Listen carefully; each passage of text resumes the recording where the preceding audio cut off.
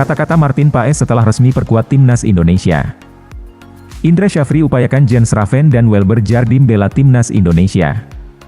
Hari ulang tahun kemerdekaan jadi momentum motivasi timnas U20 hadapi Piala Asia. Target jangka panjang dan pendek Sintayong di timnas Indonesia. Sintayong fokus Piala Dunia, ASEAN Cup dikesampingkan. Kata-kata Martin Paes setelah resmi perkuat timnas Indonesia. Setelah melalui proses yang cukup panjang di pengadilan arbitrase olahraga, Martin Paes akhirnya resmi menjadi bagian dari timnas Indonesia. Kabar baik ini disampaikan langsung oleh Ketua Umum PSSI Erick Thohir. Kehadiran Martin Paes di tim nasional diharapkan akan semakin memperkuat pertahanan skuad Garuda. Martin Paes tidak bisa menyembunyikan kebahagiaannya setelah resmi menjadi bagian dari timnas Indonesia. Dalam pernyataannya, kiper berusia 26 tahun ini mengaku sangat antusias untuk segera bertemu dengan para supporter timnas Indonesia. Selain antusias, Martin Paes juga mengungkapkan rasa syukurnya atas kesempatan yang diberikan kepadanya untuk bermain di timnas Indonesia. Bagi Paes ini adalah babak baru dalam karir sepak bolanya yang penuh dengan tantangan dan peluang. Martin Paes berjanji akan memberikan kontribusi terbaiknya saat membela timnas Indonesia. Sebagai kiper dia akan berusaha maksimal untuk menjaga gawang skuad Garuda tetap aman dari serangan lawan. Indra Syafri upayakan Jens Raven dan Welber Jardim bela timnas Indonesia. Timnas Indonesia akan menjadi tuan rumah grup F kualifikasi Piala Asia U20 yang akan berlangsung di Stadion Madia pada tanggal 25-29 September 2024. Garuda Nusantara akan menghadapi tim kuat seperti Yaman, Timor Leste dan Timnas Maladewa. Pertandingan ini menjadi langkah awal penting dalam perjalanan timnas Indonesia U20 menuju Piala Asia. Indra Syafri sebagai pelatih menyadari pentingnya kehadiran pemain-pemain berkualitas seperti Jens Raven dan Welber Jardim dalam tim.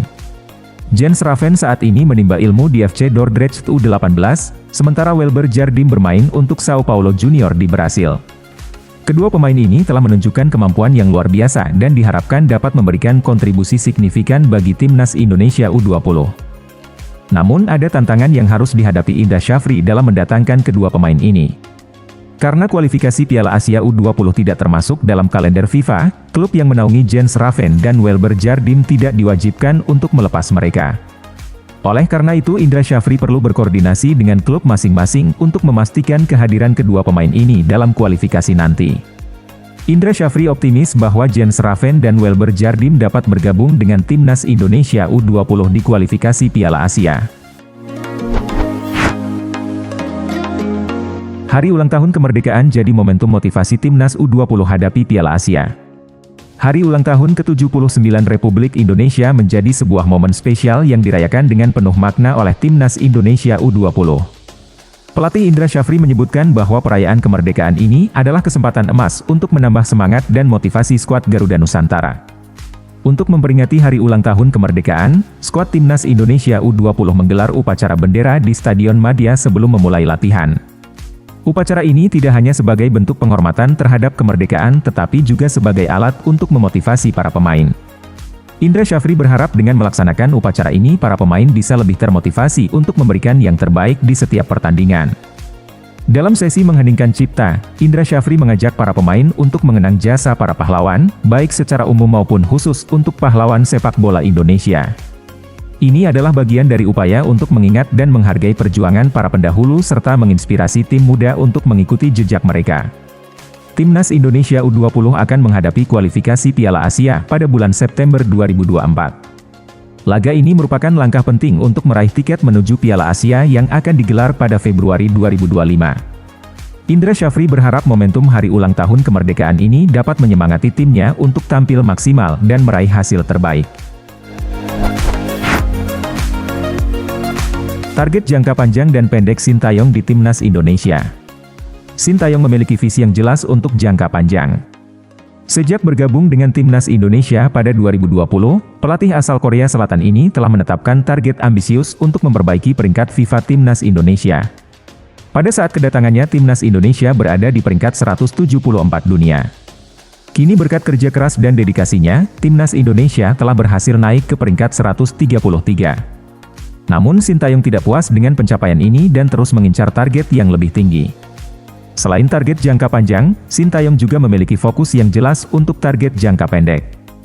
Dia ingin membawa timnas Indonesia mencapai babak ketiga kualifikasi Piala Dunia dengan harapan mendapatkan tiket untuk melaju ke babak keempat.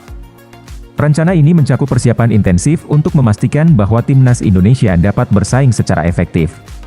Sintayong berharap timnas Indonesia dapat meraih posisi yang memungkinkan mereka untuk melanjutkan ke babak playoff. Dukungan penuh dari semua pihak diharapkan dapat memberikan dorongan ekstra untuk timnas Indonesia meraih kesuksesan. Sintayong fokus Piala Dunia, Asian Cup dikesampingkan. Pada 18 Agustus 2024, berita gembira datang dari dunia sepak bola Indonesia. Martin Paes akhirnya resmi bisa membela timnas Indonesia.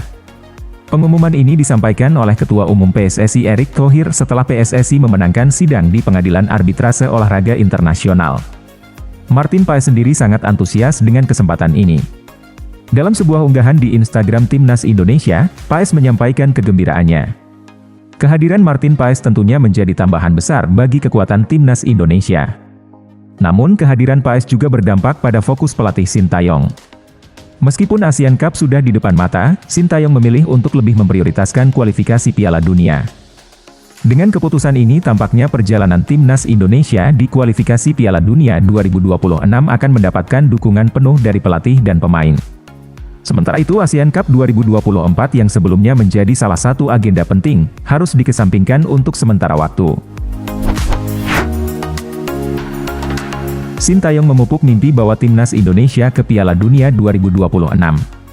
Sintayong tidak hanya berbicara tentang mimpi, tetapi juga menetapkan rencana konkret untuk membawa timnas Indonesia berbicara banyak di kualifikasi Piala Dunia 2026 zona Asia. Salah satu target jangka pendeknya adalah menembus ronde keempat kualifikasi, yang akan menjadi langkah signifikan bagi Indonesia. Dukungan penuh dari supporter di seluruh negeri dianggap vital oleh Sintayong dalam perjalanan panjang menuju Piala Dunia. Tanpa dukungan dari supporter, impian untuk membawa timnas Indonesia ke panggung dunia akan menjadi jauh lebih sulit. Sintayong juga menekankan pentingnya keyakinan di antara para pemain. Ia mengingatkan para pemain untuk terus menetapkan tujuan yang lebih tinggi dan percaya bahwa mereka bisa mencapai Piala Dunia 2026. Pelatih asal Korea Selatan itu percaya bahwa pencapaian di Piala Asia bisa menjadi motivasi besar. Selain memotivasi pemain di tim nasional, Sintayong juga menekankan pentingnya peningkatan kemampuan di klub masing-masing. Ia berharap para pemain terus berusaha dan mengasah keterampilan mereka sehingga ketika kembali ke timnas Indonesia, mereka dapat memberikan performa terbaik. Meskipun Sintayong optimis, ia juga realistis tentang tantangan yang dihadapi. Dengan peringkat FIFA Indonesia saat ini di posisi 133, jalan menuju Piala Dunia 2026 memang tidak mudah. Namun, ia yakin bahwa peringkat hanyalah angka dan bisa diperbaiki dengan kerja keras dan keyakinan. Media Vietnam cemas, trauma hadapi skuad muda timnas Indonesia. Timnas Indonesia telah memutuskan untuk menurunkan tim U22 dalam ajang Piala AFF 2024. Keputusan ini diambil sebagai langkah strategis agar timnas senior dapat fokus penuh pada kualifikasi Piala Dunia 2026. Federasi Sepak Bola Indonesia yakin dengan kemampuan tim muda ini, mengingat sebagian besar dari mereka telah menunjukkan performa menjanjikan dalam beberapa kompetisi sebelumnya. Keputusan ini ternyata menimbulkan kekhawatiran di kalangan media Vietnam. Mereka mengingat bagaimana timnas Indonesia di Piala Asia 2023 lalu menjadi tim dengan rata-rata usia termuda, yakni 24,33 tahun namun tetap tampil impresif. Media Vietnam Soha mencatat bahwa meskipun hanya menurunkan pemain muda, timnas Indonesia tetap menjadi ancaman besar di Piala AFF 2024. Media Vietnam secara khusus menyoroti beberapa nama dalam skuad U22 Indonesia yang dianggap berbahaya. Media Vietnam tidak hanya memperingatkan kualitas tim U22 Indonesia, tetapi juga mengingatkan para pelatih Vietnam untuk tidak meremehkan kekuatan skuad muda ini.